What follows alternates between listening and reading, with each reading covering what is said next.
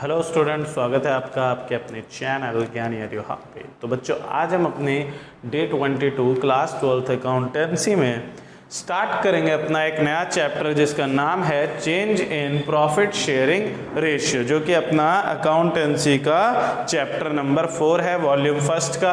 तो बच्चों देखो, सबसे पहली चीज़ जो ये हमारा चैप्टर है change in profit sharing ratio, आज हम इसका हल्का सा इंट्रोडक्टरी टाइप का सीन रखेंगे। जैसे आज हम पढ़ेंगे कि सर ये जो change in profit sharing ratio है इसका मतलब क्या है। तो बच्चों देखो, नाम से ही आपको पता लग रहा होगा कि इसमें क्या हो जाता है कि जो पार्टनर्स बिजनेस कर रहे हैं, क्या कि जो पार्टनर्स हैं, जो पार्टनर्स क्या कर रहे हैं, बिजनेस कर रहे हैं, मतलब पार्टनरशिप बिजनेस के अंदर, किसके अंदर, पार्टनरशिप बिजनेस के अंदर, व्हेन पार्टनरशिप बिजनेस के अंदर जब क्या हो जाए,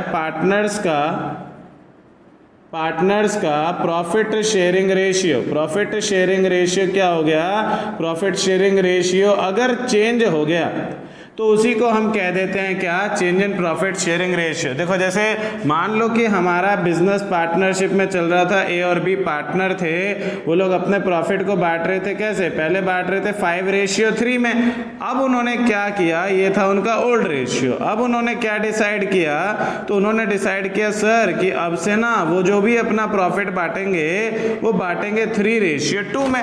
तो यहाँ क्या हो गया, यहाँ हो गया पार्टनर्स का प्रॉफिट शेयरिंग रेशियो चेंज। और इस चेंज के होने की वजह से जो भी इफेक्ट पड़ेगा पार्टनरशिप की अकाउंटिंग में, हमें उन सभी अकाउंटिंग के बारे में अपने इस चैप्टर में पढ़ लेना है। तो आइए थोड़ा सा और जानते हैं कुछ इंटरेस्टिंग चीजें इन चैप्टर के बारे में।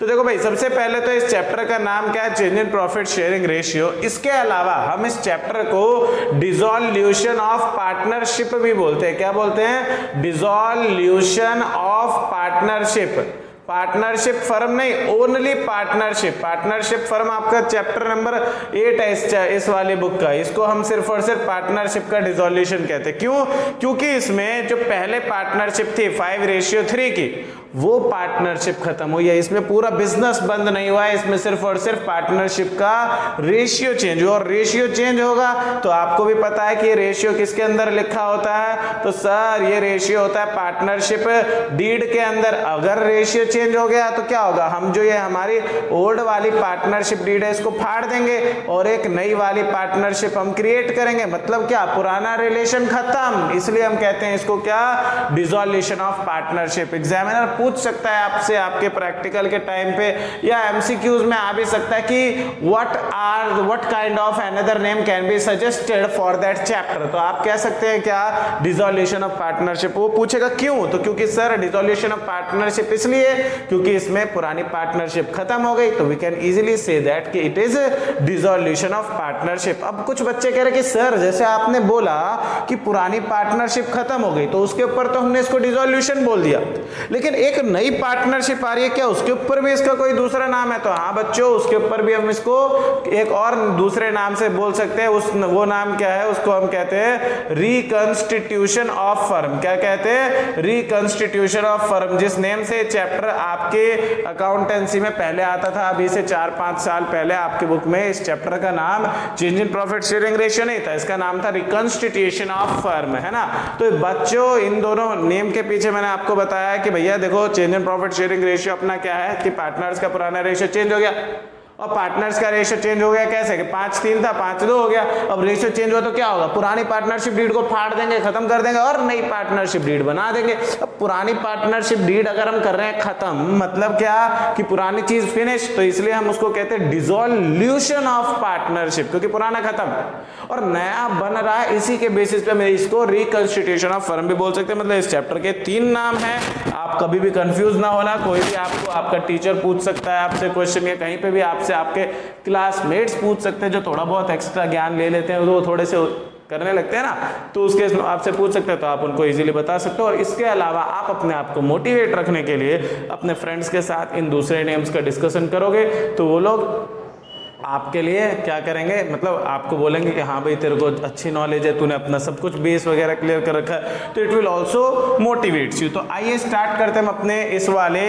चैप्टर के अंदर जो हमारे को टॉपिक्स पढ़ने हैं उन टॉपिक्स के साथ में।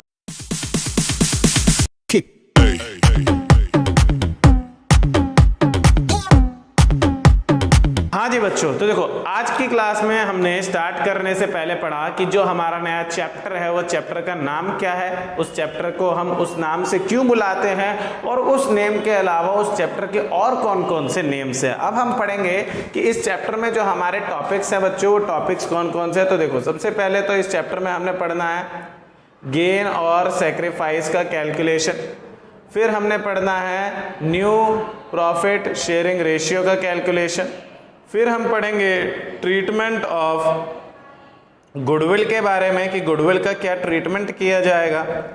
गुडविल के ट्रीटमेंट के बाद we have to study about the treatment of accumulated profit and loss, accumulated profit and loss, और इसके साथ साथ अपने को रिजर्व का भी यहाँ पे ट्रीटमेंट पढ़ना है, सिंपल रिजर्व का।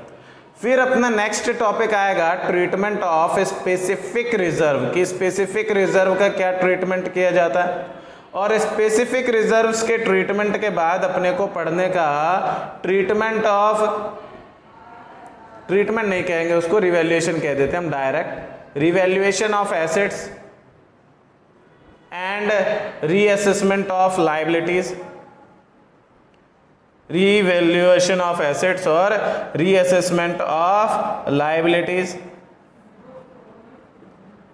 इसके बाद हमने इस चैप्टर में पढ़ना है अपना पार्टनर्स का कैपिटल अकाउंट।